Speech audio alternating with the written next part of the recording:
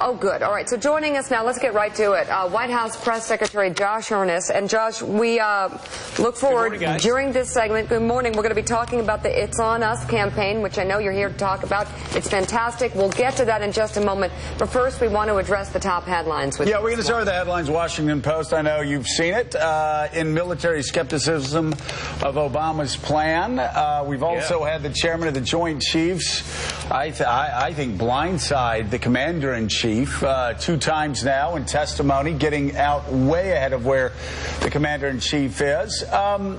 You're saying no, and no, I love the man, but I don't think you believe that.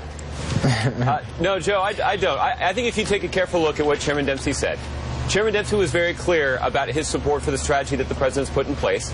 After all, this is the strategy that Chairman Dempsey has advised the president on. So it shouldn't be a surprise that Chairman Dempsey and the president are in the same place on this. Has the president followed the chairman's advice? Because a lot of people in the military say he hasn't.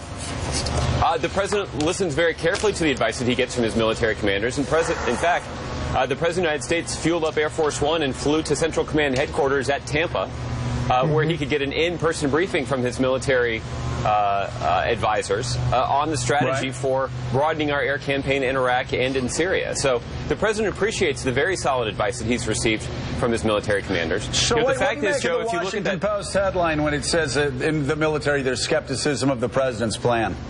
Yeah, I think the headline's wrong.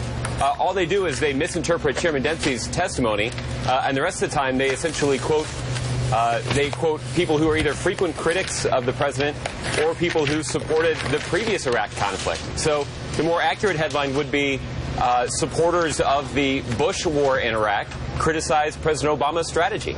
So, Josh, are you disappointed? That's been true since 2002. Are you disappointed